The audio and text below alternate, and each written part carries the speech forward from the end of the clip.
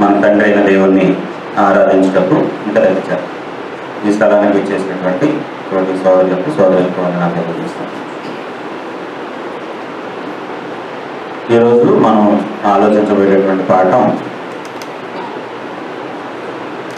అంటే దీన్ని ఆలోచించాలా అనే భావన కలగవచ్చు, కానీ బయట ప్రపంచంతో మనం కనుక అంటే వారి ఆలోచనలోకి మనం వెళ్తే, బయట ప్రపంచం యొక్క ఆలోచనలోకి మనం వెళ్తే ఇది చాలా అత్యవసరమైనటువంటిది అనేటటువంటి భావన మనకి కలుగుతుంది.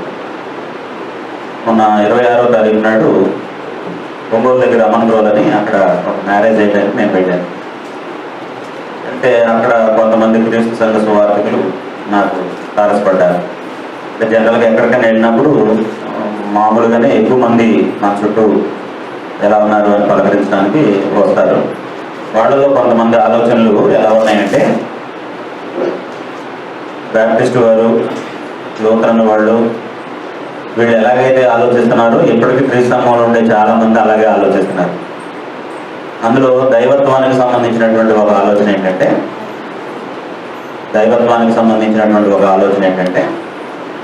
పాత నిబంధన కాలం అంతట్లో దేవుడు యెహోవాగా పిలువబడ్డాడని,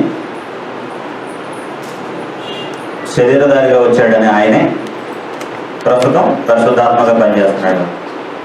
ఈ ఆలోచన మనం ప్రాథమిక పాఠాలు చెప్పుకునేటప్పుడే చెప్పుకుంటాం. అయితే యేసుక్రీస్తుని గురించి వాళ్ళకున్న అభిప్రాయం ఏంటంటే ఇంకొక కొత్త మలుపు తిరిగింది. యేసుక్రీస్తు ఇప్పుడు యాక్టివ్గా లేడు అని. ఆయన భూమి మీదకి వచ్చినటువంటి పని అయిపోయింది.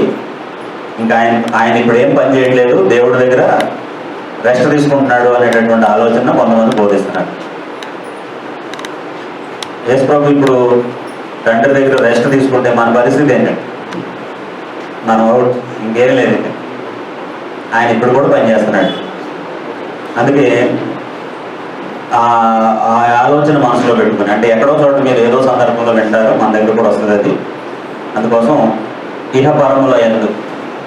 ఇహపరములందు క్రీస్తు చేస్తున్నటువంటి పని అనేదాన్ని ఈరోజు చెప్పాలని నేను నిర్ణయించుకున్నాను. భూమి మీద ఉండగా ఆయన ఏం పని చేశాడు, తండ్రి కృపాశానికి హెచ్చించబడిన తర్వాత ఏం పని చేస్తున్నాడు అనేది మనం ఆలోచిస్తే బాగుంటుంది అనేది నా యొక్క ఆలోచన. ఒకసారి మనం యేసుక్రీస్తు భూమి మీద ఉండగా చేసినటువంటి పనిని మనం ఆలోచించినట్లయితే, ఇహపరములు అనే మాట అర్థమవుతుంది కదా. ఇహము అంటే భూమి మీద, పరము అంటే పరలోకంలో అని చెప్పేసి. ఓకే, భూమి మీద ఆయన చేసినటువంటి పని మనం చూస్తే ఇంకా ఎక్కువగా ఉన్నట్టు అనిపిస్తుంది నాకు. సౌండ్ రీసౌండ్ వస్తుందా? కొంచెం తగ్గించండి. అసలు మైక్ లేకపోయినా వినపడుతుంది అన్నమాట. కానీ ఓకే, కొంచెం సరిపో మరీ తగ్గించేసి.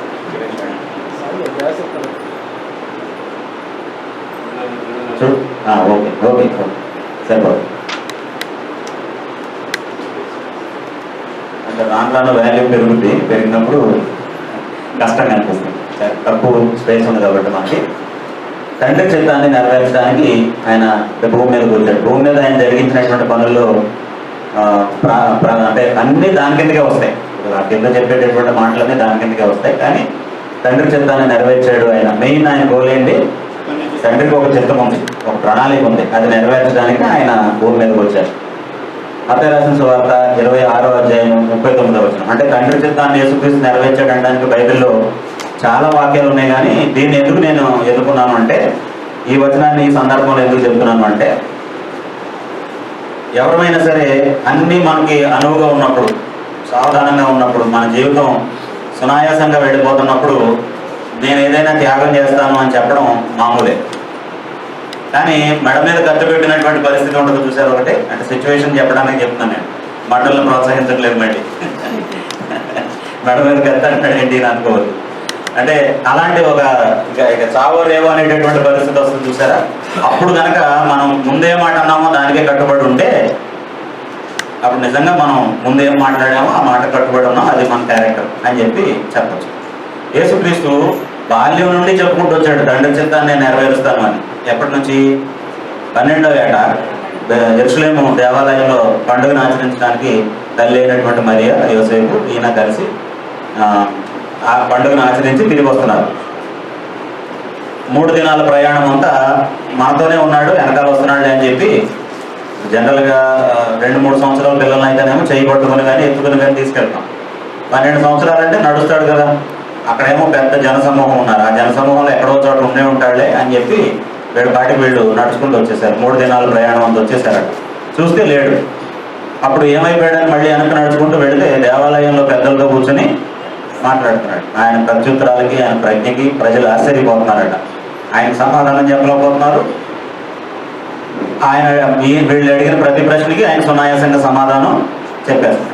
అప్పుడు తల్లి అంది మరియా, కుమారుడా ఇలా ఎందుకు చేసావు? మేము కంగారు పడతాం, భయపడతామని నీకు తెలియదా అంటే, అమ్మా నేను నా తండ్రి పనుల మీద ఉండవల్లని మీకు తెలియదా అని చెప్పి యేసుప్రభు అడిగాడు. అంటే 12 ఏళ్ల నుంచే ఆయన ఏది చెప్తా ఉన్నాడు తనతో వ్యవహరించేవాడికి, నేను తండ్రి పనుల మీద ఉండాలి అన్న సంగతిని చెప్తా వస్తున్నాడు.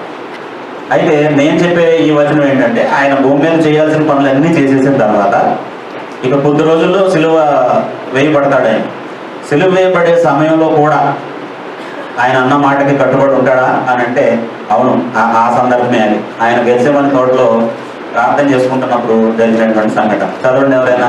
26:39. నా తండ్రి సాధ్యమైతే ఈ గిన్నె నా యొద్ద నుండి తొలగిపోనేమో, అయినను నా ఇష్ట ప్రకారం కాదు, నీ చిత్త ప్రకారమే కానేమో అన్నాడు. అంటే దేవుని యొక్క చిత్త ప్రకారం అంటే సిలువ వేయబడటం ఆయన చిత్తం. అవును నేను రెడీగా ఉన్నాను, నన్ను సిలువను ఎక్కించు అని చెప్పేసి అన్నాడు. సో అక్కడ కూడా ఆయన ఏమయ్యాడు? దేవుని చిత్తానికి కట్టుబడి ఉన్నాడు. కాబట్టి భూమి మీదకి ఆయన వచ్చినటువంటి పని 100% ఏం చేయడానికి? తండ్రి యొక్క చిత్తాన్ని నెరవేర్చడానికి. యోహాను రాసిన సువార్త 4:34 మనం చదివితే అక్కడ ఏమనుందనంటే, సందర్భాన్ని మనం చదివితే సమరయపట్నం గుండా యేసుప్రభు వెళ్తున్నాడు, సమరయ స్త్రీతో మాట్లాడుతున్నాడు. సమరయ స్త్రీతో మాట్లాడుతున్నప్పుడు శిష్యులు ఏం చేశారంటే రొట్టెలు కొనుక్కు రావడానికి పట్టణానికి వెళ్ళారు, సమరయ పట్టణానికి వెళ్ళారు. పట్టణానికి వెళ్ళి తిరిగి వచ్చినటువంటి శిష్యులు ఏమడిగారు? బోధకుడా భోజనం చేయని ఆయన అడిగారు. అప్పుడు యేసుప్రభు ఏమన్నాడంటే, నేను భోజనం చేశాను అని చెప్పాడు వాళ్ళకి. నేను భోజనం చేశానని చెప్పాడు. వాళ్ళు ఏమనుకున్నారంటే బోధకుడు కదా ఎవరో ఒకటి పెట్టుకుంటారని అనుకుంటారు. కొన్నిసార్లు బోధకులకి ఇలాంటి బాధలు ఉంటాయి. అందరూ కలిసి పెడితే మా ఇంట్లో తినండి అంటారు. లేకపోతే ఆయన్ని ఇక్కడ దాకా ఎవరు మానేస్తారు, ఆ ముందింటి వాళ్ళే పెట్టేసి ఉంటారని కూడా అనుకుంటారు. అలాంటి ఇబ్బందులు ఉంటాయి బోధకులు. సో అలాగా బోధ అని అంటే యేసుప్రభుకేమో మనం మనసులో ఆలోచించుకునేది కూడా తెలుసా. ఆయనకు మనుషుని ఆంతర్యం తెలుసు. లోపల సణుక్కున్న వాటిని కూడా ఆయన రివీల్ చేసేవాడు, మీరు ఎందుకు ఇలా సణుకుతున్నారు అని చెప్పేసి. అప్పుడు యేసుప్రభు ఏమన్నాడు అని అంటే, అలా కాదు, మీరు అనుకుంటున్నట్టుగా ఎవరో రొట్టెలు పెడితే అది భుజించానని కాదు, నా తండ్రి చిత్తం నెరవేర్చడమే నాకు ఆహారం అయి ఉన్నది అని చెప్పాడు. అంటే యేసుప్రభు దేవుడు చెప్పిన పని చేయడాన్ని ఎంతగా భావించేవాడు? ఎలా భావించేవాడు? ఆహారం తింటే ఎంత సంతృప్తి వస్తుందో, మనం ఎవరైనా సరే ఆహారం తినకపోతే ఎలా ఉంటుందండి? ఇప్పుడు నేను కంటిన్యూస్గా 4 గంటల దాకా చెప్పాను అనుకోండి, మీ ముఖాలు ఎలా ఉంటాయి? ఎంతసేపు ఆకలి వేస్తుందో పక్కన, ఎటువంటి టైంలో ఎంతసేపు చెప్తే ఎలాగా అని అందరూ బాధపడిపోతారు. ఎందుకంటే ఆకలి అనేది మనలో ఉండే బలమైన కోరిక. కాబట్టి ఈ బలమైన కోరిక తీర్చుకోవడానికి మనం ఎంత తాపత్రయపడతామంటే దానికి కొన్ని సామెతలు ఉన్నాయి. ఏమని? కోటి విద్యలు కూటి కొరకే అంటారు అనమాట. ఏ గంతులు వేసినా ఏం పని చేసినా అంతా కూడా దేనికోసమని? కూటి కోసమే అంటారు. అంటే అంత బలమైన కోరిక. మనిషి ఆకలి తీర్చుకోవడానికి ఏదైనా చేస్తాడు అన్నంత. ఈ కోరిక యేసుప్రభుకి ఏ విషయంలో ఉందట? ఆయనకు భోజనం తింటే కాదు సంతృప్తి, ఏం చేస్తే? తండ్రి చిత్తాన్ని నెరవేరుస్తాయి. సో భూమి మీద యేసుక్రీస్తు చేసినటువంటి పనుల్లో తండ్రి చిత్తాన్ని నెరవేర్చడం అనేటటువంటిది మొట్టమొదటిగా మనం చూస్తాం. అంటే ఇహపరముల యందు క్రీస్తు యొక్క పని ఏంటి అనే పాఠాన్ని మనం ఆలోచిస్తాం, అంటే అనే విషయాన్ని మనం ఆలోచిస్తున్నాం. అందులో మొదట ఆయన చేసిన పని ఏంటి అని అంటే తండ్రి చిత్తాన్ని నెరవేర్చడం. రెండోది ధర్మశాస్త్రాన్ని నెరవేర్చడానికి వచ్చాడు. ధర్మశాస్త్రాన్ని నెరవేర్చవలసిన అవసరం ఏముంది? బాగానే ఉంది కదా ధర్మశాస్త్రం, దాన్ని చూసి అందరూ గొప్పలు అంటున్నారుగా, పొగుడుతున్నారు కదా అని అంటే, ధర్మశాస్త్రం ఉంటే యూదులు మాత్రమే దేవుని ప్రజలు. ధర్మశాస్త్రం ఒకవేళ అమల్లో ఉంటే యూదులు మాత్రమే దేవుని ప్రజలు, అన్ని జనులకు ప్రవేశం లేదు. ఒకవేళ ఎవరైనా యూదా మత ప్రవేశులుగా ఆ మతాన్ని పుచ్చుకున్నటువంటి వారికి ఉంటుందే కానీ అందరికీ యేసుక్రీస్తు ప్రభువుగా ఉండే అవకాశం లేదు. కాబట్టి ధర్మశాస్త్రం ఇచ్చినప్పుడే ధర్మశాస్త్రానికి ఉన్న రూల్ ఏంటంటే దాన్ని ఎవరైతే నెరవేరుస్తారో ఆ సమయంలో అది కొట్టివేయబడతారు. కానీ యేసు ప్రభువుని గురించి ప్రజలకున్న అభిప్రాయం ఏంటి? నేను విశ్రాంతి దినం కంటే ముందున్నాను, లేదా గొప్పవాడిని, అబ్రహాం కంటే ముందున్నానని ఆయన చెప్పే మాటలు విని చాలా మంది ఏమనుకుంటున్నారంటే ఈయనతో ఒక రెబల్ గ్రూప్ అనుకుంటున్నారు. దేనికి? యూదా మతానికి సంబంధించి ఈయనతో ఒక రెబల్ గ్రూప్ అనుకుంటున్నారు. యూదా మతం ఏమో యెహోవా దేవుడు మోషేకి ఇచ్చింది, అయితే ఈయన ఇంకొక రెబల్ గ్రూప్ని తయారు చేశాడు అని చెప్పేసి యేసుక్రీస్తు మీద కొంతమంది కష్టం పెట్టుకున్నారు. అందుకు యేసు ప్రభు చెప్తున్నాడు ఏమనంటే, ధర్మశాస్త్రమును కొట్టివేయ వచ్చిందని తలంచవద్దు, నెరవేర్చుటకే కానీ కొట్టివేయటకు రాలి. నెరవేరిస్తే కొట్టివేయబడు, అలాగే నెరవేరిస్తే కొట్టివేయబడతాడు. కాబట్టి నెరవేర్చి కొట్టివేయడానికి వచ్చాను తప్ప, ఫుల్ఫిల్ చేయడానికి వచ్చాను తప్ప ఇగ్నోర్ చేయడానికి రాలేదు అన్నాడు అనమాట. ఇగ్నోర్ చేయడం అంటే ఉంటుంది చట్టం, నిర్లక్ష్యం చేయడం. ఫుల్ఫిల్ చేయడం అంటే ఒకసారి ఆ అనుకున్న మాట ప్రకారం చేసేస్తే నెరవేరిపోద్ది అనమాట. సపోజ్ అలాగే ఒక అగ్రిమెంట్ ఉంది ఇద్దరి మధ్య, పాల్ గారు నేను రేపు మధ్యాహ్నం ఎక్కడో అమీర్పేటలోనే ఎక్కడో కలుసుకుందామని అగ్రిమెంట్ చేసుకున్నాం. అంటే నేను అనుకున్నాం, మా ఇద్దరు కమిట్మెంట్ అది. ఇప్పుడు ఏం వెళ్తాంలే అగ్రిమెంట్ అని ఆయన నేను, అంటే అమీర్పేట అని ఆయన నేను మానేసినా అది క్యాన్సిల్ అయిపోతుంది. దీన్ని ఏమంటారు? ఇగ్నోరెన్స్ అంటారు, నిర్లక్ష్యం దాని పట్ల. మేమిద్దరం అక్కడ కలుసుకున్న తర్వాత అది నెరవేర్చబడిన తర్వాత ఇక అది ఉండదు, ఫుల్ఫిల్ అయింది అక్కడ. ఇదేమో ఫుల్ఫిల్ అవడం, ఇదేమో ఇగ్నోర్ చేయడం. యూదులు ఇగ్నోర్ చేశాడు, యేసు ప్రభు ఫుల్ఫిల్ చేశాడు. కాబట్టి నెరవేర్చడికే కానీ కొట్టివేయడానికి నేను రాలేదు అని చెప్పాడు. యేసుక్రీస్తు ధర్మశాస్త్రాన్ని నెరవేర్చి కొట్టివేశాడు. ఒకసారి అంటే ఇక్కడ రాయలేదు కానీ, అంటే ఇంకా లెంగ్తీ అవుతుంది పాఠం అని చెప్పేసి ఇక్కడ రాయలేదు. లోకరాసిన సువార్త మీరు మత్తయి రాసిన సువార్త 5:17 దగ్గర ఈ వచనం రాసుకుంటే మీకు ఎంతైనా మంచిది, అంటే ఎప్పుడైనా గుర్తుంటుంది. 24:44 ఈ 17వ వచనం దగ్గర ఆ వచనం వేసేసుకున్నారు అనుకోండి, మీకు ఎప్పుడైనా అది చదువుతున్నప్పుడు ఈజీగా గుర్తుంటుంది. లోకరాసిన సువార్త 24:44. యేసుప్రభు తిరిగి లేచిన తర్వాత శిష్యులతో మాట్లాడుతున్నాడు. అంతటా ఆయన మోషే ధర్మశాస్త్రములోను ప్రవక్తల గ్రంథములలోను కీర్తనలలోను నన్ను గూర్చి వ్రాయబడినవన్నీ నెరవేరవలనని నేను మీ యొద్ద ఉండినప్పుడు మీతో చెప్పినవన్నీ నెరవేరనని వారితో చెప్పాను. కాబట్టి యేసుప్రభు కూడా ఏం చెప్తూ వచ్చాడు? ధర్మశాస్త్రంలో నన్ను గురించి ఏమేం ప్రవచనాలు అయితే ఉన్నాయో అవన్నీ నెరవేరాలని చెప్తూ వచ్చాడు. మోషే గ్రంథంలో ఉన్నాయా యేసుప్రభుని గురించి? అంటే ధర్మశాస్త్రంలో ఉన్నాయా? ఉన్నాయి. ఏదన్నా ఒకటి చెప్పండి. మోషే గ్రంథంలో ద్వితీయోపదేశకాండం 18వ అధ్యాయం 16వ వచనం. దేవుడు నా వంటి ఒక ప్రవక్తని మీ కొరకు మీ ప్రజల్లో పుట్టిస్తాడు, మీరు అన్ని విషయాల్లో ఆయన మాట వినాలి, ఆయన మాట విన్నవాడు ప్రజల్లో నుంచి కొట్టివేయబడతాడని మోషే చెప్పాడు. మోషే గ్రంథంలో ఉంది. ప్రవక్తల గ్రంథాల్లో ఏముంది యేసుక్రీస్తుని గురించిన ప్రవచనం? ప్రవక్తల గ్రంథాల్లో ఏముంది యేసుక్రీస్తుని గురించిన ప్రవచనం? ప్రవక్తల గ్రంథాలు అంటే యెషయా గ్రంథం, ఇర్మియా గ్రంథం, ఇవన్నీ కూడా. మేక ఏలైనగా మనకు శిశువు పుట్టును అని ఆయన గురించి ఉంది. ఇంకా అంతకంటే ఫేమస్ ఏం లేవా? 7వ అధ్యాయం 14వ వచనం, కన్యక గర్భవతి కుమారుని కనును. 12-14 ఆయనకి ఇమ్మానుయేలు అని పేరు పెడతారు. తన ప్రజల పాపాల నుంచి ఆయనే వారిని విడిపిస్తాడు. 53వ అధ్యాయం యెషయా గ్రంథం, 53వ అధ్యాయం అంతా కూడా అదే కదా. అలాగే ఎన్నో, మేక 5:2 యోధా బెత్లెహేమ, యోదయ గ్రామాల్లో నువ్వు ఎంత మాత్రం అల్పమైన దానివి కాదు, నా ప్రజల్ని ఏలేవాడు నీలో నుండి పుడతాడు. కొన్ని వందల వచనాలు ఉన్నాయి ప్రవచనాలు యేసుక్రీస్తుని గురించి. కీర్తనలు ఏమున్నాయి? నీ పరిశుద్ధిని పుళ్ళిపట్ట నీవు, నీ దర్శనం అనుగ్రహించి నన్ను ఉల్లాసంగా వచ్చావు. యేసుక్రీస్తు పునరుద్ధానాన్ని గురించి దావీదు చెప్పినటువంటి మాట. నేను నీ శత్రువులను తర్వాత చెప్పుకుంటాం, మనం పాదపీఠముగా చేసేంత వరకు నా కుడిపక్షాన్ని కూర్చుంటామని ప్రభువు నా ప్రభువుతో చెప్పాను. అన్ని జనులు ఎలా అల్లరి చేసేది, ప్రజలు ఎందుకు వ్యర్థమైన ఆలోచనలు చేసేది, భూరాజులు దేవునికి ఆయన అభిషక్తునికి ఎగనిస్ట్గా ఎలా పనిచేశారు అన్న మాటలు లేవా 2వ కీర్తనలో? ఇలా ఎక్కడ చూసినా మనకి కీర్తనలు ఇవన్నీ నెరవేరిపోయినాయి. ఎప్పుడు? యేసుక్రీస్తు పునరుద్ధానుడు అయిన తర్వాత. దాంతోపాటు ఏం కూడా నెరవేరిపోయింది? ధర్మశాస్త్రం కూడా నెరవేరింది. యేసు ప్రభు సిలువ వేయబడినప్పుడు ఆ పత్రాన్ని, మనకు విరోధంగాను ఆటంకంగాను ఉన్న పత్రాన్ని అన్నాడు. కొలస్సీ 2:10 మనం చదివితే, 14 నుంచి మనం చదివితే, మనకు ఆటంకంగాను అడ్డుగాను ఉన్నటువంటి పత్రాన్ని సిలువుకి మేకులతో కొట్టి దాని మీద జీవరాతను తుడిచివేసి మనకు అడ్డం లేకుండా ఎత్తేసి ఉభయుల్ని క్రీస్తునందు ఏకం చేశాడు అని అన్నాడు. అలాగే 2 కొరింథీ 3వ అధ్యాయంలో ధర్మశాస్త్రం గురించి అది ఎలాంటి పరిచర్య, పౌలు చేసే పరిచర్య ఎలాగో చెప్తూ నేటికి పాత నిబంధన చదువుతున్నప్పుడు అది క్రీస్తునందు కొట్టివేయబడినని తెలియక ఆ ముసుగే నిలుచుంది అని చెప్పాడు. ఇలాగా అనేకమైనటువంటి వచనాలు ఉన్నాయి. ధర్మశాస్త్రం యేసుక్రీస్తు నెరవేర్చేశాడు, క్రీస్తునందు కొట్టివేయబడింది, ఇంకెవరి వల్ల కొట్టివేయబడలేదు. మళ్ళీ ధర్మశాస్త్రాన్ని ఇంకెవరో ఫుల్ఫిల్ చేయలేదు, ఎవరు చేశారు? కాబట్టి ధర్మశాస్త్రాన్ని నెరవేర్చడానికి వచ్చాడు. ఇంకా మనం స్పీడ్గా చెప్తాను, ఎంత వివరంగా చెప్పుకుంటే ఈ పేజీ కూడా అవరు మనకి. అది లూకా రాసిన సువార్త 19వ అధ్యాయము 10వ వచనం మనం చదివితే ఇవన్నీ మీకు తెలిసినవే, మనం ఇంతకుముందు అనేక సందర్భాల్లో చెప్పుకున్నవే. నశించిన దానిని వెతికి రక్షించడానికి మనుష్య కుమారుడు వచ్చాడు. భూమి మీద ఆయన చేసిన పనుల్లో అదొకటి. నిత్య జీవాన్ని ఇవ్వడానికి వచ్చాడు.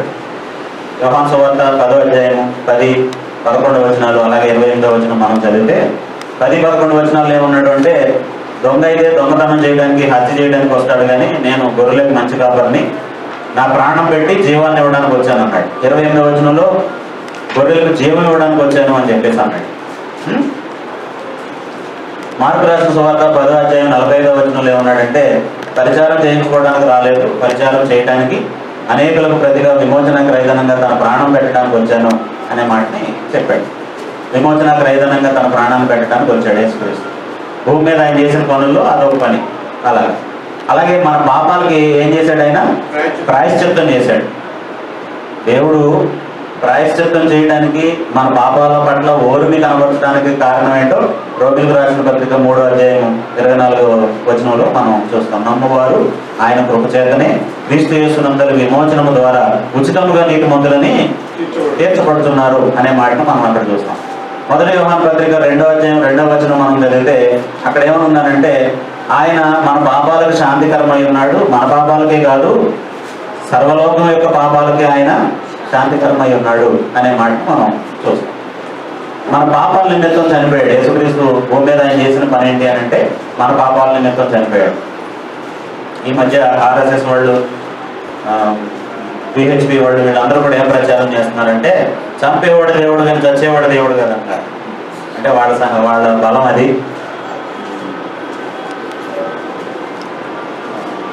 చూడండి అమ్మ, ఎక్కడ ప్లేసెస్ ఎక్కడ ఖాళీ లేక ఆ చివరికి మీరు వెళ్ళిపోతే వచ్చినట్టు చంపేవాడు దేవుడు కాదు, సరే చనిపోయిన వాడు దేవుడు కాదు, చంపేవాడు దేవుడు అని చెప్పేసి. అంటే ఇప్పుడు యేసుక్రీస్తు బలం లేక, యేసుక్రీస్తుకి అధికారం లేక, ఆయన ఏమి చేయలేక వల్ల కాక చనిపోయాడు ఆయన. అది వాళ్ళ అజ్ఞానం. అంటే దాని గురించి తెలియక. ఇప్పుడు ఒక తండ్రి, ఒక కుమారుడు ఉన్నాడు. తండ్రి కుమారుడిని సహిస్తే సరే నేర్చుకుంటాడులే అని ఊరుకుంటే చూసేవాళ్ళకి అనిపించవచ్చు అది ఆయన చేతకంతనం అని. అది చేతకంతనం కాదండి, తండ్రి బాధ్యత, తండ్రి ప్రేమది. అవునా కదా? ఒక తల్లి మాట్లాడలేదు, సహిస్తుంది అంటే దాని అర్థం ఏంటంటే ఆమె తల్లిగా తాను చూపించాల్సినటువంటి సహనాన్ని తన పిల్లల పట్ల చూపిస్తుందే తప్ప అక్కడ చూసేవాడికి, అంటే తల్లి బాధ్యత తెలియని వాడు ఏమనుకుంటాడంటే, ఎంతసేపు నేనైతే ఒకటి లాగేవాడిని అనుకుంటాడు. అది అర్థం చేసుకోవడం కాదండి. ఆ సంబంధం ఏంటో తెలియకపోవడం. అలాగా యేసుక్రీస్తు ఏం చేశాడో వాళ్ళకి తెలియక అలాగంటున్నారు. ఆయన మన పాపాల నిమిత్తం చనిపోయాడు. ఆయన పాపాల నిమిత్తమా, మన పాపాల నిమిత్తం? యేసుప్రభు ఎప్పుడైనా చనిపోయాడు అనే భావన, యేసుక్రీస్తు చనిపోయాడు అనేటటువంటి ఆలోచన ఎప్పుడైనా మనకు వస్తే, మనలో ఎవరికైనా అనిపిస్తే వెంటనే ఎవరు గుర్తు రావాలి? ఏది గుర్తు రావాలి? మన పాపం గుర్తు రావాలి. నేను అజ్ఞానంగా ప్రవర్తించినందుకు యేసుక్రీస్తు సిలువ వేయబడాల్సిన అవసరం వచ్చింది అని అనుకోవాలి. అది గుర్తు రాలేదంటే యేసుప్రభు సిలువ వేయబడ్డాడని ఎంత బాగా చూసినా, ప్యాషన్ ఆఫ్ క్రైస్ట్ అనే సినిమా తీశారు కదా, అందులో చాలా భయంకరంగా యేసుక్రీస్తుని హింసించినటువంటి వాళ్ళ గురించి ఎన్నో యాంగిల్స్లో చక్కగా చూపించారు. అంటే ఎంత హింసించారో యేసుప్రభుని అనేటట్టుగానే వాళ్ళు మూవీ తీశారు. కానీ అంటే విచారకరమైన సంగతి ఏంటంటే, ఆ సినిమా తీసిన ఆయన అనుకోడు నా పాపాల నిమిత్తమే ఇదంతా జరిగిందని. అందులో యాక్ట్ చేసేవాళ్ళు అనుకోరు నా పాపాల నిమిత్తమే యేసుప్రభు ఇలా సిలువ వేయబడ్డాడని. ఈ క్యారెక్టర్ మనకి ఇచ్చారు, ఈ పాత్రను అద్భుతంగా పోషించాలి, దానికి ఆస్కార్ అవార్డు రావాలి, అంతవరకే వాళ్ళు ఆలోచిస్తారు. అప్పుడు యేసుప్రభు సిలువ వలన ఎవరికి ఏం ప్రయోజనం లేదు, అవార్డులు గెలుచుకోవడం వల్ల ఏం ప్రయోజనం లేదు. ఎవరైనా యేసుప్రభు సిలువ గురించి ఆలోచిస్తే ఏమని ఆలోచించాలి? నా పాపం నిమిత్తం ఆయన సిలువ వేయబడ్డాడు అన్నప్పుడు మారు మనసు వస్తుంది, పశ్చాత్తాపం వస్తుంది. విజయ్ చంద్ర బాగా చూపించాడు, ఇంకొక ఆయన బాగా చూపించాడు అన్నంత మాత్రాన వచ్చే ప్రయోజనం ఏమీ లేదు. మన అప్రిషియేషన్ కాదు యేసుప్రభుకి కావాల్సింది, మన బిలీఫ్. బాబు ఎవరైనా పెద్దవాళ్ళు వచ్చినప్పుడు యంగ్స్టర్స్ వచ్చి ముందు కూర్చోండి, ఇంకంటే మళ్ళీ మనం మాటికి చెప్పుకునే బడిగారు. ఓకే, మన పాపాల నిమిత్తం చనిపోయాడు. ఒకసారి చూడండి, 1 కొరింథీ 15:3 మనం చదివితే, లేఖనముల ప్రకారం యేసుప్రభు చనిపోవడం అనేది ఆకస్మికంగా జరిగిన సంఘటన కాదు. లేఖనముల ప్రకారము ఆయన మన పాపముల నిమిత్తము చనిపోయింది.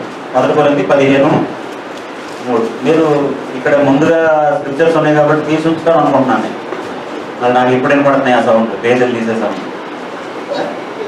చదవండి ఎవరైనా. నాకు ఇవ్వబడిన ఉపదేశమును మొదట మీకు అప్పగించదు. అదేమనగా ఎలాగా?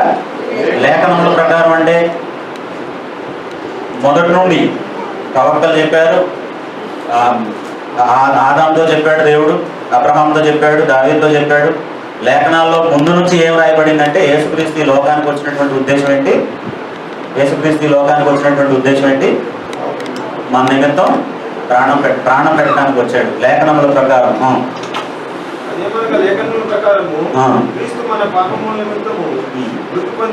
అది డోర్ వేసాయి, ఇది షేక్ అవుతుంది, గాలి సమాధి చేయబడి.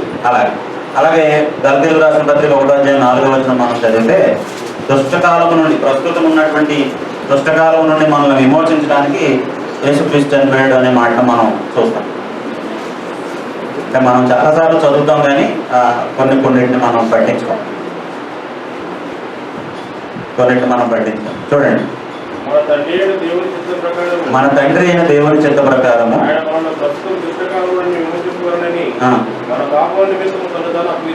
ఎలా అప్పగించుకున్నాడు? ఎందుకు అప్పగించుకున్నాడు? మన పాపాల నిమిత్తం తను తాను అప్పగించుకున్నాడు. అలాగే పేతురు రాసిన మొదటి పత్రిక 3:18 మనం చదివితే,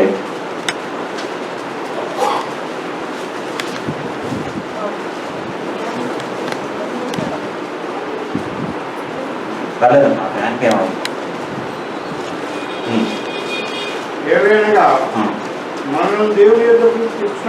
మనలను దేవుని యొద్దకు తెచ్చుటకు అనీతిమంతుల కొరకు నీతిమంతుడైన క్రీస్తు శరీర విషయంలో చంపబడి ఆత్మ విషయంలో బ్రతికింపబడి పాపముల విషయంలో ఒక్కసారి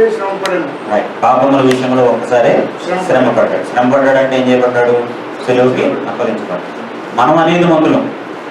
యాక్చువల్గా శ్రమ ఎవరికి రావాలి? మనకు రావాలి. కానీ మన శిక్ష అంతటినీ కూడా ఎవరు భరించారు? యేసుక్రీస్తు భరించారు. నీతిమంతుడు భరించాడు అనీతిమంతుల కోసం. అదే అక్కడ చెప్పింది. మనల్ని దేవునితో సమాధానపరిచాడు. 2 కొరింథీ 5:18-19 అలాగే ఎఫెసీ 2:14-17 మనం చదివితే పౌలు ఏమంటాడంటే, దేవునితో సమాధాన పడండి అని మేము మిమ్మల్ని వేడుకుంటున్నాం, మీకు సువార్త ప్రకటిస్తున్నాం అని చెప్పేసి అన్నాడు. ఎఫెసీ పత్రికలో 2:14 ఏమన్నాడంటే, ఆయన మన సమాధానం అయి ఉండి. యేసుక్రీస్తే ఎవరై ఉన్నారు? సమాధానమై ఉండి మీకును మాకును ఉండిన ద్వేషమును అనగా విద్రూపకమైన ఆజ్ఞలు గల ధర్మశాస్త్రమును తన శరీరమందు కొట్టివేట చేత మధ్య గోడను పడగొట్టి మన ఉభయులను ఏకం చేసెను. చూడండి, దేవునికి మనుషులకి మధ్య ఉన్న అడ్డుగోడను పడగొట్టాడు, లేకపోతే పాపం అనే అడ్డుగోడను పడగొట్టాడు. యూదులకి అన్యులకి మధ్య ఉన్నటువంటి అడ్డుగోడను కూడా పడగొట్టాడు. కాబట్టి మొత్తాన్ని ఏం చేశాడు? ఆయన ఏకం చేశాడు. ఇదే మాటని ఎఫెసీ పత్రికలో ఏమన్నాడంటే, ఆయన క్రీస్తునందు పరలోకాన్ని భూమిని ఏం చేశాడట? ఏకం చేశాడు. ఏకం చేయవలనని అనే మాటను మనం చూస్తాం. ఇంకేమి లేదు, అంతా దేవునితోనూ సాటి మనుషులతోనూ కూడా మనకి సమాధానం. ఎవరిని బట్టి? యేసుక్రీస్తుని బట్టి. అలా అలాగే రోమపత్రిక 4:25 మనం చూస్తే ఆయన మన అపరాధముల నిమిత్తం అప్పగించబడి మనల్ని నీతిమంతులుగా తీర్చడానికి ఆయన ఏం చేశాడట? లేపబడెను అన్నాడు. కాబట్టి ఆయన మన అపరాధాల నిమిత్తం అప్పగించబడి ఆయన పునరుద్ధరణుడు అవ్వడం మాత్రం ఎందుకు అని అంటే మనల్ని నీతిమంతులుగా తీర్చాడు. సాతాను యొక్క పనుల్ని నాశనం చేయడానికి ఆయన ఈ భూమి మీదకి వచ్చాడు. ఫిబ్రవరి 2:14 మనం చదివితే సాతాను ఏ బలం గలవాడట? కాబట్టి ఆ పిల్లలు రక్త మాంసములు గలవారైనందున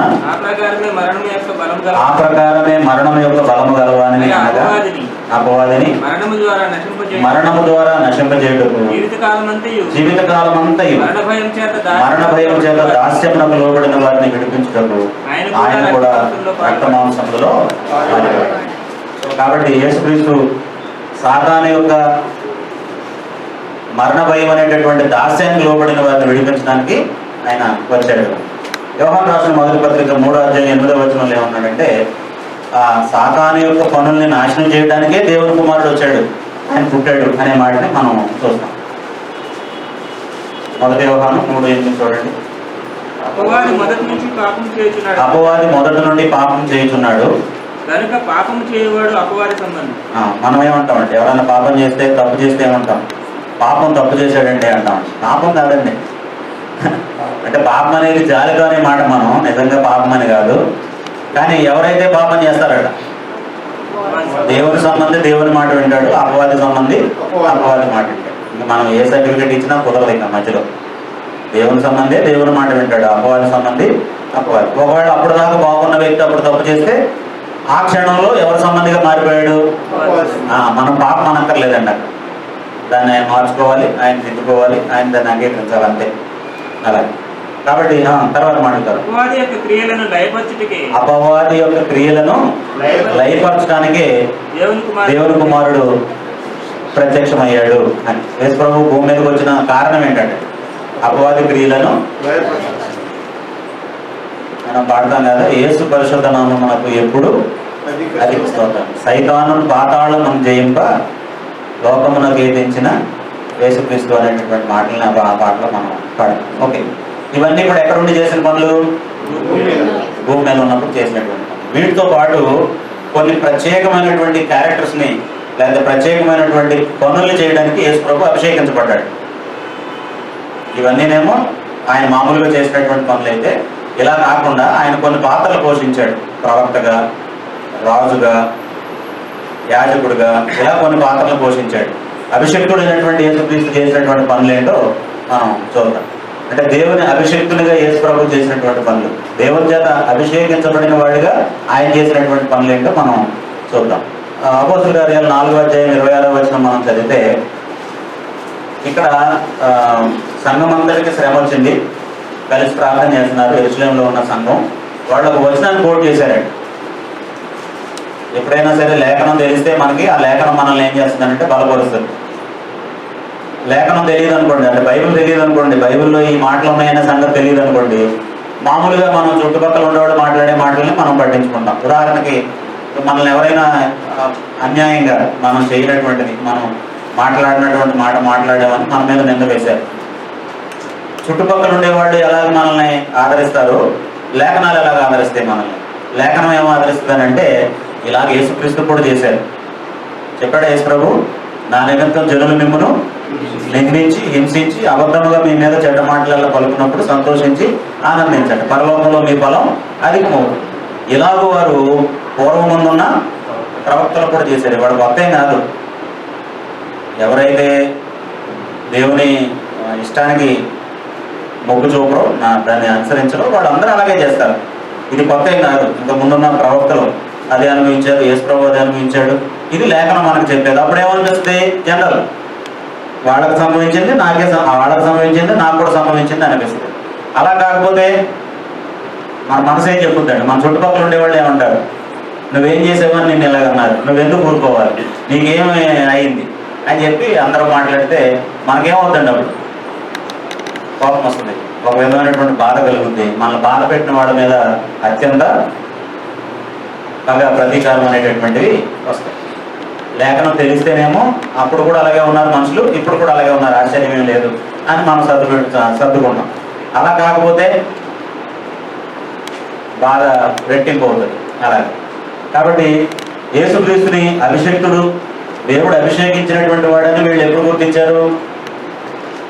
ఒక లేఖనాన్ని జ్ఞాపకం చేసుకుంటున్నారు అనమాట. ఏమనంటే ప్రజలెందుకు వ్యర్థమైన ఆలోచనలు చేసేది, ప్రభువు మీదను ఆయన క్రీస్తు మీదను భూరాజులు లేచి ఆయన వ్యతిరేకంగా పనిచేశారు అన్న కీర్తన ఒకటి ఉంది. ఎన్నో కీర్తన అది? ఎన్నో కీర్తన అది? రాంగ్ క్లాసా? ఆ క్వశ్చన్ అడగకూడదు ఇక్కడ. రెండో కీర్తన. ఎందుకు నేను అంటే మళ్ళీ మిమ్మల్ని ఇక్కడ ఎక్కువసేపు. రెండో కీర్తన ఇప్పుడు గుర్తుపెట్టుకుంటాను అనమాట. ఒక మాట అనేసి అప్పుడు చెప్పాను అనుకోండి గుర్తుండదు, మామూలుగా చెబితే గుర్తుండదు. రెండవ కీర్తనలో ఆ మాట ప్రజలెందుకు వ్యర్థమైన ఆలోచన చేసి భూరాజులు యెహోవాకును ఆయన అభిషేక్తునికి విరోధముగా నిలబడుతున్నారు. కాబట్టి ఇప్పుడు ఏం చేయాలి? బుద్ధిగల కన్యకులు అంటే ఇద్దరు కన్యకులు, పురుషులు స్త్రీలు కూడా ఏం చేయాలండి? ఇప్పుడు ఈ మాట మర్చిపోకుండా ఉండాలంటే ఏం చేయాలి? అపోస్తుల కార్యాలు 4వ అధ్యాయం 26వ వచనం దగ్గర రెండవ కీర్తనాన్ని రాసుకోవాలి. అది అంటే బైబిల్ని ఉపయోగించేటటువంటి విధానం. మామూలుగా పుస్తకాల్లోనైతే ఏం చేస్తారండి, ఇంపార్టెంట్ అనే దగ్గర ఏమని రాసేవాడు పూర్వం? చిన్న ఐఎంపి అని రాసి రెడ్ పెన్నుతో ఇలాగా ఒక బ్రాకెట్ కొట్టేవాళ్ళు అనమాట. ఇది ఇంపార్టెంట్ అని చెప్పేసి పుస్తకాలను అలా వాడుకుంటాం. కానీ బైబిల్ని మాత్రం పూజిస్తాం మనం, దేవుడిని కాకుండా. బైబిల్లో గీత పెట్టాలంటే అమ్మ చాలా భయం. బైబిల్ని కూడా అలా వాడుకోవడానికి మనం మన పుస్తకాలను అలా వాడుకుంటున్నామో ఇది కూడా అలా వాడుకోవడానికి ఏది ప్రాముఖ్యమైందో ఏది ఎలా గుర్తుపెట్టుకోవాలి. ఒకవేళ మీలో ఎవరికైనా భయం వేస్తే, ఒకవేళ రెండో రాకడలో యేసు ప్రభు కనుక బైబిల్లో గీతలు ఎందుకు ఉన్నాయి అని అడిగితే నామే చెప్పడం పర్వాలేదు, నేను పడతాను ఆ శిక్ష ఏదన్నా ఉంటే, నాకేం భయం లేదు. ఆయన చెప్పాడండి మేము గీతలు పెట్టామని చెప్పండి, మీకు కావాల్సిన శిక్ష ఏదైనా ఉంటే నేను భరిస్తాను. బైబిల్ ఉన్నది అందుకే, దాన్ని పూజించడానికి కాదండి, దాని కాళ్ళ దగ్గర దండాలు పెట్టడానికి కాదు. దానిలో ఉన్న సమాచారమే ముఖ్యమైనది తప్ప కాగితాలు కాదు, అది మర్చిపోవద్దు. ఇప్పుడు రాసుకోండి అక్కడ. ప్రవక్తగా ఎన్నుకోబడ్డాడు యేసుక్రీస్తు. ఎలా ఎన్నుకోబడ్డాడు? ప్రవక్తగా ఎన్నుకోబడ్డాడు. అంటే పూర్వం ముందు ఉన్నటువంటి ప్రవక్తలందరికంటే ఎఫెక్టివ్గా పనిచేశాడు.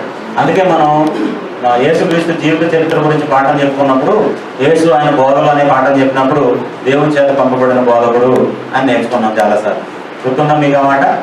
యేసు దేవుని చేత పంపబడిన బోధకుడు అని చెప్పేసి ఆయన మాటలే ఏం చెప్పాడు అని. యోహాను సువార్త 6వ అధ్యాయం 14వ వచనంలో యేసుక్రీస్తు చెప్పినటువంటి బోధల్ని, ఆయన చేసిన అద్భుతాలని చూసినటువంటి ప్రజలు ఏమన్నారట?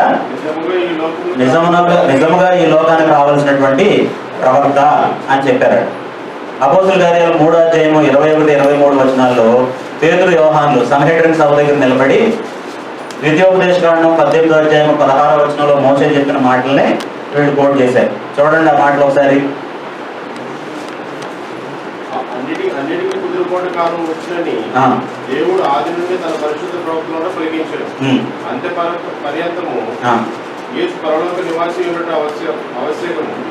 నీ బైబుల్ ఓకే, అంతవరకు అని ఉంది మా దాంట్లో. అంత పర్యంతం అని అంటే నువ్వు రిఫరెన్స్ బైబుల్ వాడుతున్నావు అన్నమాట. కానీ చదువు పర్లేదు,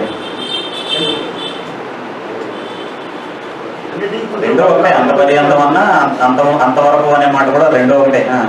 కుదురుబాటు కాలం వచ్చినని దేవుడు ఆది నుండి తన పరిశుద్ధ ప్రవక్తలను పలికించాడు. అంతవరకు యేసు పరలోక నివాసి ఉండుట ఆవశ్యకము. మోషే ఇట్లనెను, ప్రభువైన దేవుడు నా వంటి ఒక ప్రవక్తను మీ సహోదరులలో నుండి మీ కొరకు పుట్టించును.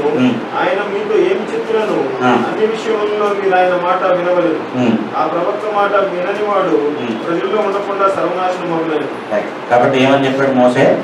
నాలాంటి ప్రవక్త. ఇశ్రాయేలీయులను గైడ్ చేయడానికి మోసే ఎలాగైతే ఉన్నాడో, యేసు ప్రభు కాలంలో ఉన్న వాళ్ళందరినీ నడిపించడానికి యేసుక్రీస్తుని దేవుడు ఎలా పంపించాడు?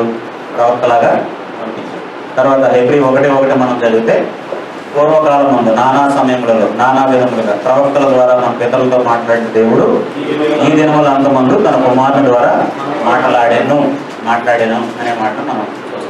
కాబట్టి ఆ ప్రవక్తలందరూ కూడా పితరులతో ఎలా చెప్పారు, ప్రస్తుతం ఉన్నటువంటి ఆ ప్రజలతో ఎవరు చెప్పారు ఈ మాటలన్నీ కూడా యేసుక్రీస్తు చెప్పాడు. ప్రవక్తగా ఎన్నుకోబడ్డాడు కాబట్టి దేవుని చేత పంపబడినటువంటి ఒక ప్రవక్తగా ఆయన పనిచేశాడు. యాజకునిగా అభిషేకం పొందాడు ఆయన. ఏప్రిల్ రాసిన పత్రిక 6వ అధ్యాయము 20వ వచనం మనం చదివితే నిరంతరము మెల్కీసెదెకు క్రమములో చేరిన ప్రధాన యాజకుడై యేసు మనకంటే ముందుగా మన పక్షము ఆచరణలో ప్రవేశించాడు. రైట్, యాజకునిగా అభిషేకించబడ్డాడు. కానీ వ్యత్యాసం ఏంటి? అహరోను క్రమంలో కాదు, లేవీ క్రమంలో కాదు. ఎవరి క్రమంలో? మెల్కీసెదెకు క్రమం. మెల్కీసెదెకు క్రమానికి లేవీ క్రమానికి తేడా తెలుసా మీకు? అంటే డిఫరెన్స్ ఏంటో తెలుసా? అహరోను అనే వ్యక్తి ఆయనకు ఒక ప్రారంభం ఉంది, ఆయనకు ఒక ముగింపు ఉంది. ఇంతకాలం జీవించాడు, ఆయన చనిపోయాడు, ఆయన తర్వాత ఇంకొక వ్యక్తి వచ్చాడు. మెల్కీసెదెకు అది లేదు. మెల్కీసెదెకు అంటే లేదంటే అసలు లేదని కాదు. మెల్కీసెదెకు గ్యారంటీగా ఒక తల్లి తండ్రికి పుట్టుంటాడు, ఆయన ఎంతకాలమో జీవించుంటాడు. కానీ అది బైబిల్లో ఏం చేయబడలా? వ్రాయబడలా. కాబట్టి ఆ పోలిక ఎందుకు చెప్పాడు అని అంటే యేసు ప్రభు యొక్క యాజకత్వానికి కూడా ఇంకేమీ లేదు, ఇక అంతం లేదు, అంతం లేదు. కాబట్టి మెల్కీసెదెకు క్రమంలో ఆయన యాజకుడయ్యాడే తప్ప ఎవరి క్రమంలో కాదు. ఆయన అహరోను క్రమంలో కాదు, లేవి క్రమంలో కాదు. యూదా గోత్రంలో పుట్టి మెల్కీసెదెకు క్రమంలో ఆయన యాజకుడయ్యాడు అని ఆయన గురించి రాయబడింది. మిగిలిన వచనాలు కూడా అవే చెప్తాయి. రాజుగా అభిషేకించబడ్డాడు. యేసుక్రీస్తు ఎలాగ అభిషేకించబడ్డాడు? రాజుగా అభిషేకించబడ్డాడు. ఆయన యెరూషలేము ప్రవేశం చేసినప్పుడు ప్రజలందరూ కూడా ఏమని ఆయనకి వెల్కమ్ చెప్పారు, ఎలాగా ఆయనకు స్వాగతం చెప్పారు. యెరూషలేము పట్టణంలో దావీదు కుమారుడు, యూదుల రాజుగా పుట్టబోయేవానికి జయము జయము అని కేకలు వేశారు. ఇది తోటి యూదులు, యూదా మత పెద్దలు సహించలేకపోయారు. ప్రకటన గ్రంథం 19వ అధ్యాయం 13, 16 వచనాలు మనం చూస్తే రాజుగా ఆయన ఏమేం చేశాడో, ఏమేమి సాధించాడో, ఎవరెవరి మీద ఆయన ఆధిపత్యాన్ని చూపించాడో అక్కడ వచనాల్లో ఉంది. అయితే నేను ఇక్కడ రాయలేదు, ఒక 3 వచనాలు చెప్తాను, అది గుర్తుపెట్టుకోండి. యేసుక్రీస్తు రాజుగా అభిషేకించబడినటువంటి సందర్భాలు అంటే తర్వాత మనం చెప్పుకుంటాం. నెక్స్ట్ చూపించాను. ఇప్పుడు యేసు ప్రభు రాజుగా అభిషేకించబడ్డాడు కదా, ఎవరు ఆయన్ని రాజుగా అభిషేకించారు? నా ప్రశ్నకు సమాధానం కావాలి. ఎవరు ఆయన్ని రాజుగా అభిషేకించారు? దేవుడు అభిషేకించాడు. ఎప్పుడు? యేసుక్రీస్తు పునరుద్ధానుడై ఆరోహణమైనప్పుడు. పునరుద్ధానుడైనప్పుడు, ఆయన ఆరోహణమైనప్పుడు దేవుడు ఇలాగ ఆయన్ని ఆహ్వానించాడట. ఏమని? నేను నీ శత్రువులందరినీ కూడా నీ పాదాల కింద పాదపీఠముగా చేయ వరకు నా కుడి పార్శ్వమున కూర్చుండమని నా ప్రభువుతో చెప్పాను అని పేతురు చెప్పాడు. 110వ కీర్తనలో ఆ మాట ఉంది. అలాగే అపోస్తలుల కార్యాలు 2వ అధ్యాయం 33వ వచనం నుండి మనం చదివితే అక్కడ కూడా ఆ మాట ఉంది. కాబట్టి ఇప్పుడు అత్యున్నత సింహాసనం మీద యేసుక్రీస్తు ఇప్పుడు రాజు అనే హోదాలో కూర్చున్నాడు. దీని గురించినటువంటి ప్రవచనాలు ఉన్నాయి పాత నిబంధనలో. ఇప్పుడు అక్కడికి వెళ్తే మనం చాలా సమయం పడితే, అయినా అది మీకు గుర్తుండాలి కాబట్టి రఫ్గా చిన్నగా అంటే కట్ షాట్ చేసి చెప్పేస్తాను. దానియేలు గ్రంథం 7వ అధ్యాయము 13, 14 వచనాలు ఒకసారి చదవండి. దానియేలు గ్రంథం 7వ అధ్యాయం 13, 14 వచనాలు ఒకసారి చదివితే అక్కడ ఏమని ఉంటుందనంటే, రాత్రి నాకు కలిగిన దర్శనములు నేను చూస్తుండగా ఆకాశ మేఘారుడై మనుషు కుమారుని పోలిన ఒకడు ఆ మహావృద్ధుడగు వాని సన్నిధికి తేబడుట నేను చూశాను అని చెప్పాడు. అప్పుడు ఏం జరుగుతుంది? ఆయన మేఘారుడై అంటే మేఘాల మీద కొనుక్కోబడుతూ ఉన్నాడు అన్నమాట. మేఘాల మీద వెళ్తున్నాడు ఆయన. అలాగా ఎవరి దగ్గరికి వెళ్తున్నాడు? మహావృద్ధుడగు వాని సన్నిధికి వెళ్తున్నాడు. అంటే దేవుడు బాగా పెద్దవాడనా? అంటే ఆయనకి చాలా వయసు ఉంటుందనా? మహావృద్ధుడు అనే మాట ఏంటంటే తండ్రి ఎప్పటి నుంచో ఉన్నవాడు, ఆది నుంచి ఉన్నవాడు అని చెప్పడానికి ఆ మాటలు చెప్పాడు. యేసుక్రీస్తు ఆయన మేఘారుడై వెళ్తున్నప్పుడు సకల జనులను, ఆయా రాష్ట్రములు, ఆయా భాషలు మాట్లాడేవారు అందరూ కూడా ఆయనకి లోబడి ఉన్నారు. ఆయన రాజ్యం అంతం లేని కాదు, ఎప్పటికీ ఏం కాదు, లైన్ కాదు. అలాంటి రాజ్యం దేవుడు ఆయనకి ఇచ్చాడు అని దానియేలు యేసుక్రీస్తు రాజు అవుతున్నటువంటి సందర్భాన్ని ఆయన ఏం చేశాడు? ప్రవచించాడు. అది దానియేలుకి దర్శనంలో దేవుడు చూపించినటువంటి ప్రవచనం.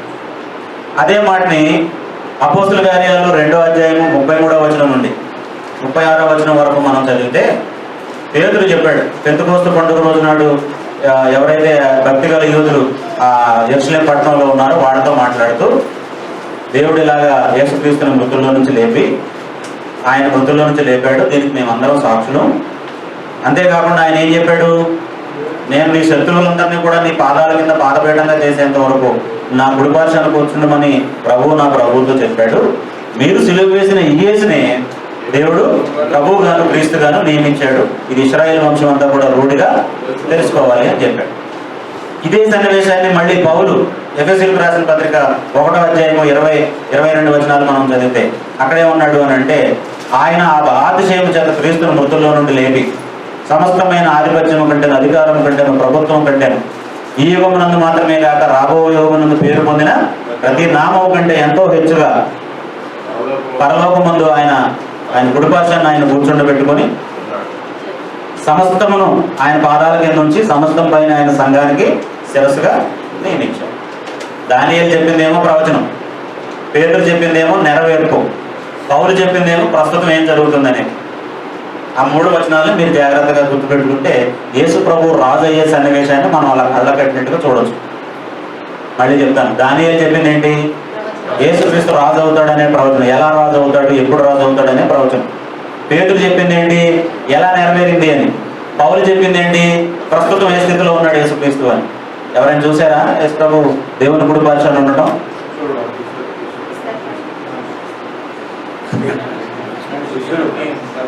చూడలేదు అనేదేమో మనం వెళ్ళలేదు కదా అన్న సెన్స్ అన్నమాట.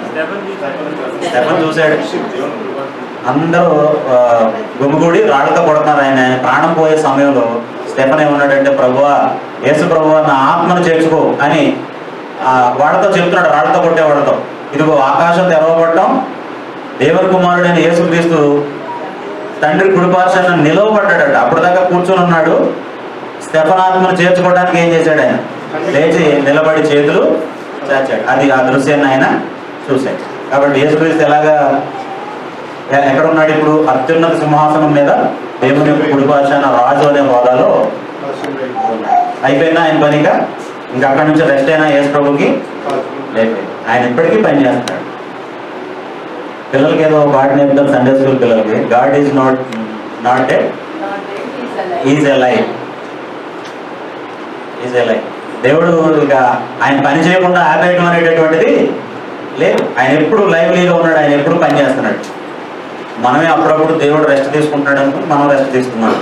ఇది మన కోసం దేవుడిని రెస్ట్లో పెట్టడమే తప్ప దేవుడికి రెస్ట్ అవసరం లేదు. ఇశ్రాయేల్ని కాపాడువాడు దుడుకడు నిద్రించాడు.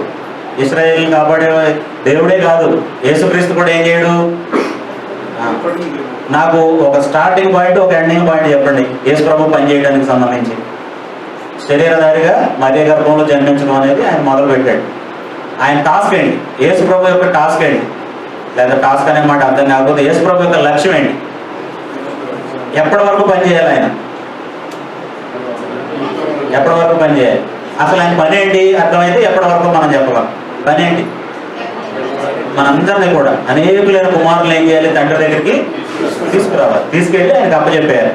ఇందాక బైబిల్ పట్టణంలో రంజిత్ మనకు చదివినిపించాడు కదా, అక్కడ ఏమనుందనంటే, తండ్రి అయిన దేవునికి రాజ్యాన్ని అప్పగించి ఈయన కూడా సర్వములో సర్వమొక నిమిత్తము తండ్రికి లోబడి ఉంటాడు అని. అక్కడతో యేసు ప్రభు పని అయిపోతుంది. అంటే ఆయన కంప్లీట్ చేయాల్సినటువంటి పని అయిపోతుంది.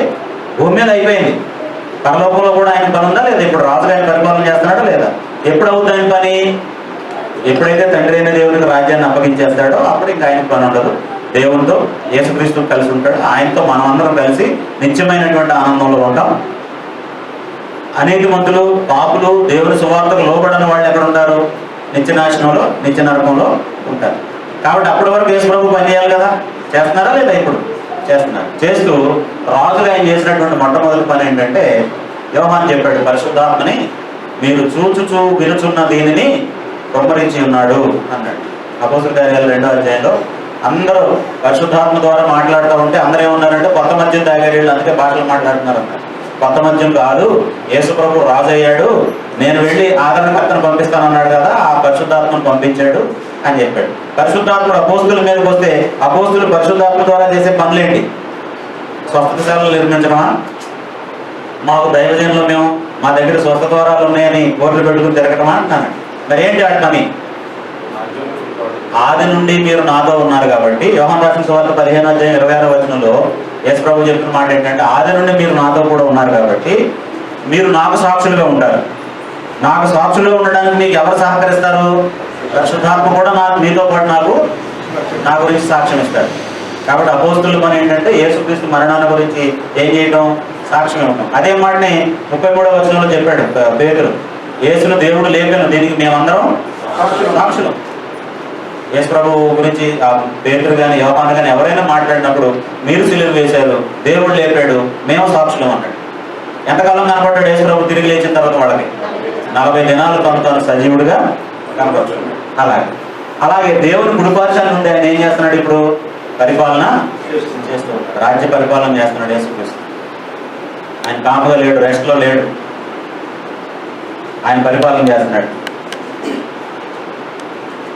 సంఘాన్ని పరిపాలిస్తున్నాడు. ఎఫెసీ పత్రికలో నేను ఇందాక చెప్పాను కదా, 1:20-22 వచనాలు మనం చదివితే, అలాగే కొలసీ పత్రిక 1వ అధ్యాయం, ఎఫెసీ పత్రికలోనే అనుకుంటాను, కొలసీ పత్రిక 1వ అధ్యాయం 18వ వచనంలో ఆయన సంఘానికి శిరస్సుగా ఉన్నాడు అనేటటువంటి మాటని మనం చూస్తాం.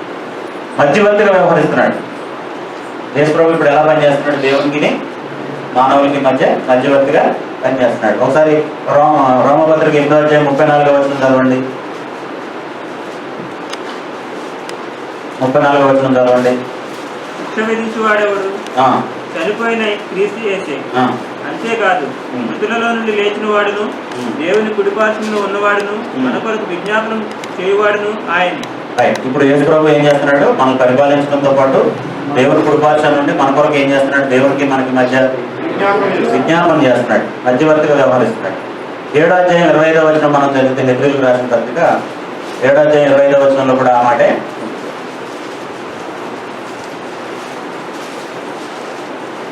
27 వరకు చదివితే, ఆయన తన ద్వారా దేవుని యొద్దకు వచ్చి వారి పక్షమున విజ్ఞాపనం చేయుటకు నిరంతరము జీవించుచున్నాడు కనుక వారిని సంపూర్ణంగా రక్షించుటకు శక్తిమంతుడై ఉన్నాడు. ఎంతకాలం?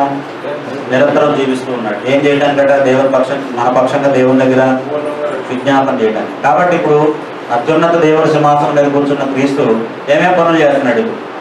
పరిశుద్ధాత్మను పంపించాడు, దేవుని కుడిపార్శ్వాన్ని పరిపాలన చేస్తున్నాడు. ఆ పరిశుద్ధాత్మను పంపించడం అనేది అపోస్తులకి ఏమో 9 కృపావరాల్లాగా పంపించాడు. మనకైతే వరముగా బాప్తిసం పొందినప్పుడు మనం పరిశుద్ధాత్మను ఎలా పొందుతున్నాం?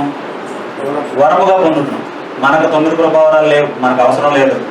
9 కృపావరాలను ఉపయోగించుకుని మనం చేయాల్సిన పనులేమీ లేవు.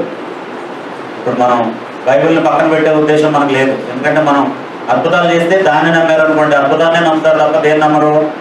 బైబిల్ నమ్మరు. ఇప్పుడు మనం నమ్మించాల్సింది ఏంటి అంటే లేఖనముల ప్రకారం బైబిల్ ప్రకారమే యేసు ప్రభువుని నమ్మాలని చెప్పాలి. కాబట్టి మనకు అద్భుతాలతో పని లేదు. అలాగే దేవుని కుడిపార్శ్వాన్ని పరిపాలన చేస్తున్నాడు, సంఘాన్ని పరిపాలిస్తున్నాడు, మధ్యవర్తిగా వ్యవహరిస్తున్నాడు. తన శత్రువులను ఏం చేస్తున్నాడంటే ఆయన బాధపీఠంగా చేసుకుంటున్నాడు. ఎవరైనా రక్షణ పొందాడో వాళ్ళు ఎవరు అవుతున్నారు? ఇప్పుడు ఆయన రాజ్యంలోకి వెళ్తున్నారు. కాబట్టి ఈ వచనాలన్నీ కూడా ఆయన తన శత్రువుల్ని పాదపీఠంగా చేసుకుంటున్నాడు అనే మాట. 26, 28 వచనాలు మనం చదివాం కదా.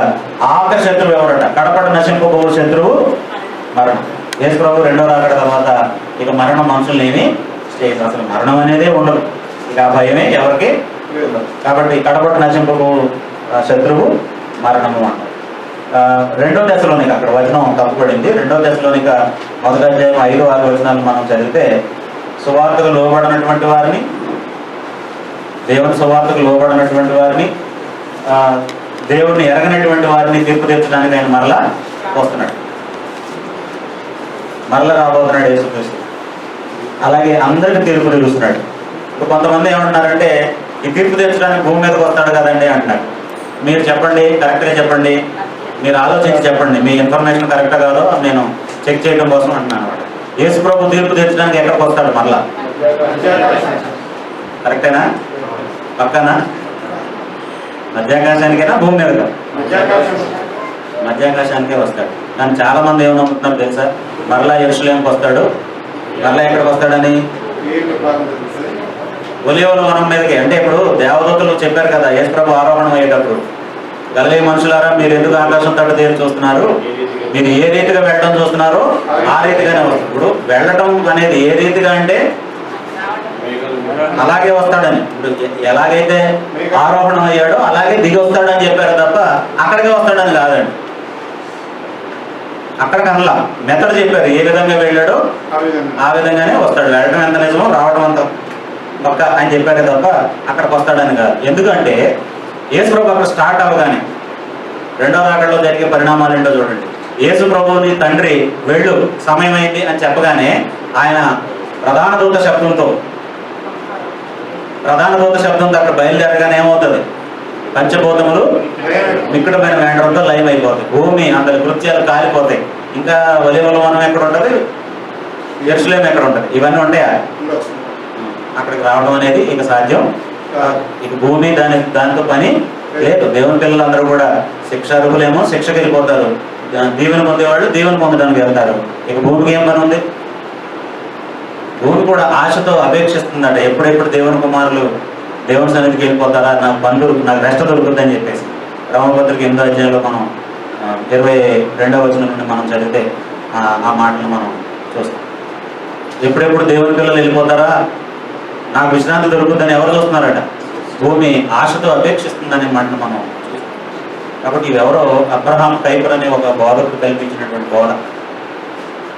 అబ్రహాం కైపర్ అనే ఒక సెవెంత్ డే అడ్వెంటిస్ట్ బోధకుడు మరలా యేసు ప్రభు భూమి మీదకి వస్తాడు, యెరూషలేములో ఆయన మళ్ళీ దిగుతాడు, భూమి మీద ఉన్న యూదులందరూ కూడా మళ్ళీ ఒక చోటకు చేర్చబడతారు, యూదులతో ఆయన ఒక రాజ్యాన్ని స్థాపిస్తాడు. అప్పుడు మిగిలిన వాళ్ళు మళ్ళీ మారు మనసు పొందొచ్చు. 1000 ఏళ్ళు ఇలా పరిపాలన జరిగిన తర్వాత అప్పుడు నిర్ణయిస్తాడు దేవుడు ఎవరు పరలోకం వెళ్ళాలి, ఎవరు వెళ్ళక్కర్లేదనేది. 1000 ఏళ్ల పరిపాలన అనేటటువంటి మిలీనియం అనేటటువంటి ఒక బోధని అబ్రహాం కైపర్ అనేటటువంటి ఒక వ్యక్తి ప్రవేశపెట్టాడు. సరే, ఈ థియరీ బాగానే ఉంది. ఇప్పుడు ఇలాంటిది ఒక రాజమౌళికో లేకపోతే ఒక సినిమా డైరెక్టర్కి ఎవరికైనా అప్పగిస్తే వాళ్ళు బాగానే చేస్తారు సినిమా, కానీ అది బైబిల్లో ఉండాలి కదా. నేను చెప్తానండి ఒక స్టోరీ, చాలా అద్భుతంగా యేసు ప్రభు వస్తాడు, అలా చేస్తాడు, ఇలా చేస్తాడు. మెను కూడా చెప్పొచ్చు. ఎన్ని ఏళ్ళ విందు? మధ్యాకాశంలో 7 ఏళ్ళ విందు అండి. ఈ తిండి ఇక్కడ తింటే, పరలోకంలో తింటే, మధ్యాకాశంలో తింటే, ఇది వదిలిపెట్టే పని లేదు మనం. మళ్ళీ దాంతోపాటు గ్యాస్ ట్యాబ్లెట్లు, సిరప్లు పట్టుకెళ్ళాలి. ఎందుకంటే అరగవు కదా మరి, అంత పెద్ద బాగా అంత అద్భుతమైన తిండి మనకు అరగదు. కాబట్టి మళ్ళీ ఇవన్నీ మనుషులు కల్పించింది. దేవుడు చెప్పిందే పైన, యేసు ప్రభు చెప్పిందే పైన, లేఖనాల్లో ఉన్నదాన్ని మనం నమ్మాల్సినటువంటి అవసరం ఉంది. కాబట్టి ఇలాగా యేసు ప్రభు ఇప్పటికే పనిచేస్తున్నాడా? అందరికీ తీర్పు తీర్చడానికి రాబోతున్నాడా? అపోస్తుల కార్యాలు 10వ అధ్యాయంలో 42వ వచనంలో పేతురు ఏమన్నాడు అని అంటే, కొర్నేలు ఇంటికి వెళ్ళినప్పుడు చెప్పినటువంటి మాటలు అవి. సజీవులకు మృతులకు తీర్పు తీర్చేవాడు ఆయనని మేము ఆయన గురించి ప్రకటిస్తున్నాం అన్నాడు. 2వ కొరింథీ 5వ అధ్యాయం 10వ వచనంలో పౌలు ఏమన్నాడంటే, దేహంతో జరిగించిన వాటి ప్రతిఫలం పొందడానికి మనం అందరం కూడా క్రీస్తు న్యాయపీఠం ఎదుట నిలబడాలి. అది మంచివైనా సరే చెడ్డవైనా సరే వాటి ప్రతిఫలం పొందడానికి. 2వ తిమోతి 4:1లో పౌలు ఒక ఆయన మీద ఒట్టేసి చెప్తున్నాడండి. ఆన అన్నాడు. ఎవరి మీద? సజీవులకును మృతులకును తీర్పు తీర్చు క్రీస్తు యేసు మీద ఆన అని తిమోతితో మాట్లాడుతున్నాడు అన్నమాట. కాబట్టి ఈ సందర్భాలు ఏంటంటే, చనిపోయిన వాడికి, ఇప్పుడు మా తాతగారు చనిపోయారు, మా నాన్నగారు చనిపోయారు, వాళ్ళకి యేసు ప్రభు తీర్పు తీరుస్తాడు. ఇప్పుడు వస్తే నాకు యేసు ప్రభు తీర్పు తీరుస్తాడు. సజీవులకు తీర్పు తీర్చేది ఆయనే, మృతులకు తీర్పు తీర్చేది ఆయనే. కాబట్టి తీర్పరి ఆయన ఆ పని మీద ఉన్నాడు. ఆయన దగ్గర అన్నీ ఉన్నాయా లెక్కలో? సి బ్లాక్ కాలిపోతుంటుంది అప్పుడప్పుడు. సెక్రటరియట్లో ఏమన్నా లెక్కలు తేడా వచ్చినాయి అనుకోండి, సీఎం లెక్కలు చెప్పాల్సినవి, సి బ్లాక్ కాలిపోతుంది అనమాట. ఫైర్ యాక్సిడెంట్ అయిపోతుంది, ఫైళ్ళు అన్ని తగలబడిపోతే కోర్టులు ఏం చేయలేవు, ఆ కేసు మాఫీ అయిపోతుంది. యేసు ప్రభు దగ్గర వైరస్ రావడం కానీ, ఫైర్ యాక్సిడెంట్లు అవడం కానీ, మిస్ప్లేస్ అవడం కానీ ఏమవుతుంది. ఎంత డేటా అయినా సరే రికవరీ చేయగలిగినంత కెపాసిటీ ఆయన దగ్గర. అసలు ముందు పోరు, రికవరీ చేయాల్సిన అవసరం లేదు, అసలు ముందు పోరు. అందరే రాసి ఉంటాయి, అందరి క్లిస్టల్ క్లియర్గా ఆయన దగ్గర ఉంటాయి. అక్కడ మ్యానిపులేషన్ కుదరదు, రికమెండ్ చేయడం కుదరదు. ఇప్పుడు అనుకోండి, మనం హాస్పిటల్కి వెళ్ళినా, ఆఫీస్కి వెళ్ళినా, ఎక్కడికి వెళ్ళినా ముందు మనవాళ్ళు ఎవరు ఉన్నారో ఎత్తుకుంటున్నాం. అంతసేపు లైన్లో నుంచోలేక మా పని కొద్దిగా ముందు చేసి పెట్టేయండి అని. అక్కడ ఎవరిని అడగడం కుదరదు. మనకు తెలిసిన వాళ్ళు ఎవరైనా ఉన్నారంటే అందరికంటే బాగా తెలిసిన ఆయన యేసు ప్రభువే. ఆయనకేమో మన గురించి అంతా తెలుసు, కుదరదు. ఆయన తీర్పు తీర్చేవాడిగా మనం చూడాలి. ఇప్పుడు ఒక్క ప్రశ్న వేసుకుని మనం ఈ ఆలోచన ముగిద్దాం. అంటే నేను ఆపేస్తాను నా వాక్యం చెప్పడం. యేసు ప్రభు జగత్తు పునాలు వేయబడక మునిపే నిర్ణయించబడ్డాడు. ఎప్పుడెప్పుడు వెళ్ళి నా పని నేను కంప్లీట్ చేయాలా అని దేవుని చిత్తాన్ని నెరవేర్చడానికి ఆయన ఊళ్ళు ఉంటాడా, లేకపోతే ఇంకా 4 రోజులు ముందుకెళ్తే బాగుండు అనుకుని ఉంటాడా? హెబ్రీ పత్రిక 10వ అధ్యాయంలో చెప్పిన మాటలు చూస్తే ఆయన చాలా ఈగర్గా ఉన్నాడు భూమి మీద రావడానికి. నాకు ఒక శరీరాన్ని అమర్చావు, పూర్ణ హోమాలు ఇవన్నీ నీకు ఇష్టం కాదు, కానీ ఇదిగో నేనున్నాను నీ చిత్తాన్ని నెరవేర్చడానికని నేను అన్నాను అని చెప్పేసి అన్నాడు. అంటే దేవుని చిత్తాన్ని నెరవేర్చడంలో యేసుక్రీస్తుకి యాంగ్జైటీ ఉందా? ఆయన చేత నా ప్రియకుమారుడు అనిపించుకోవాలని ఉందా? లేదని ఉంది. కాబట్టి రావడానికి రెడీగా ఉన్నాడు. ఆయన వచ్చాడు, భూమి మీదకి వచ్చాడు. ఆయన భూమి మీద ఆయన చిత్తాన్ని నెరవేర్చడంలో యాక్టివ్గా ఉన్నాడు. ఆయన యాక్టివ్గా ఉన్నాడు. ఆయన పనిచేశాడు. పరలోకానికి వెళ్ళిపోయాడు. దేవుని కుడిపక్షానికి ఆసీనుడు అయిపోయాడు. నేను చాలా శ్రమ పడిపోయాను, 33 సంవత్సరాలు దేవుని కుమారుడు అయ్యండి, నేను పడకూడదు, ఇబ్బందులు పడ్డాను, 4 రోజులు నాకు రిలీఫ్ కావాలి అని చెప్పామని అనుకుంటున్నాడా? ఇంకా పనిచేస్తూనే ఉన్నాడు. ఆయన స్టిల్ పనిచేస్తూనే ఉన్నాడు. ఎవరి కోసం ఇదంతా కూడా? యేసు ప్రభు ఇంకా గొప్పవాడు అవడం కోసమా, మన కోసమా? సర్వమానవాడి కోసం, మన కోసమే ఆయన ఈ పని అంతా చేసేది. మరి మనకెంత ఇంట్రెస్ట్ ఉంది మన రక్షణ కాపాడుకోవడానికి? మన కోసం మనం ఎలా పనిచేస్తున్నాం?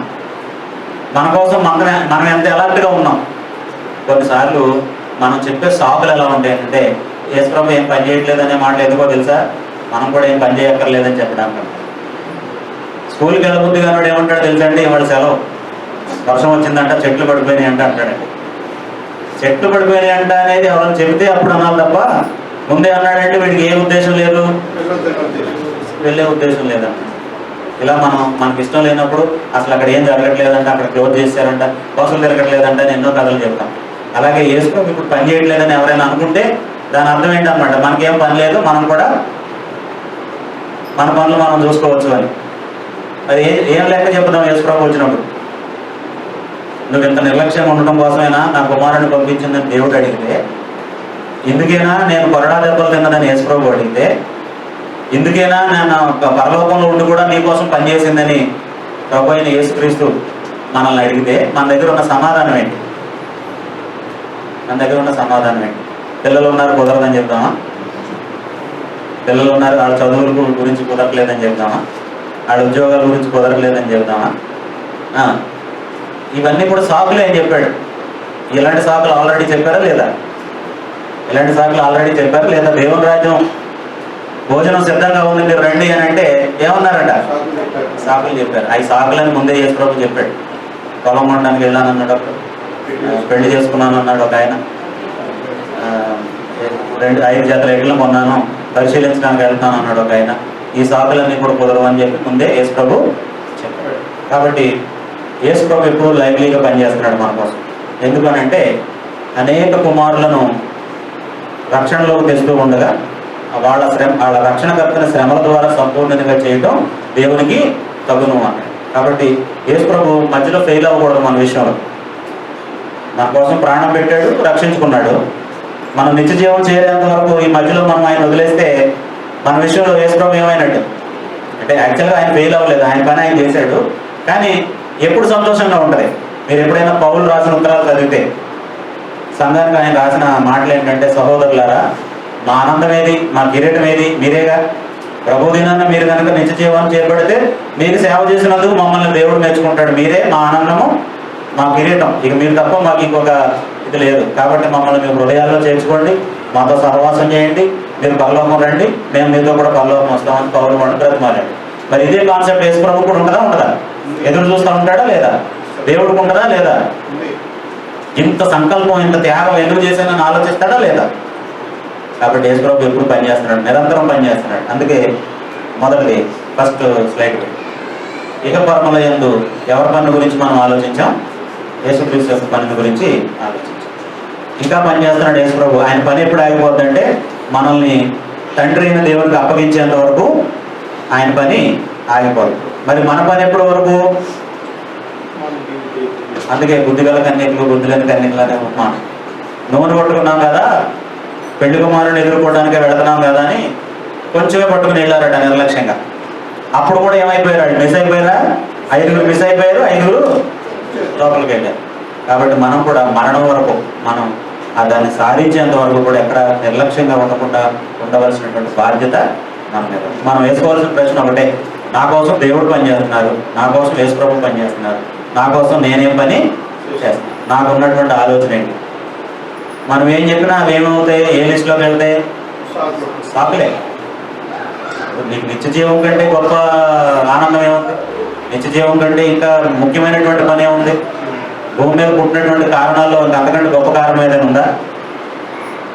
ఒకడు లోకమంతా సంపాదించుకుని తన ప్రాణాన్ని పోగొట్టుకుంటే ఏం ప్రయోజనం? కాబట్టి ఆ నిత్య జీవాన్ని చేపట్టేంత వరకు మనందరం కూడా యేసుక్రీస్తు మన కొరకు పనిచేస్తున్నట్టు దాన్ని గమనించి ఆయన పనిలో మనం కూడా భాగమయ్యి ఆయన మనల్ని పరిపాలించేటట్టు మన కొరకు విజ్ఞాపన చేసేటట్టుగా మనందరం ఉండాలని మిమ్మల్ని కోరుతున్నాను. నేను హెచ్చరించుకుంటూ ముగిస్తాను. అందరికీ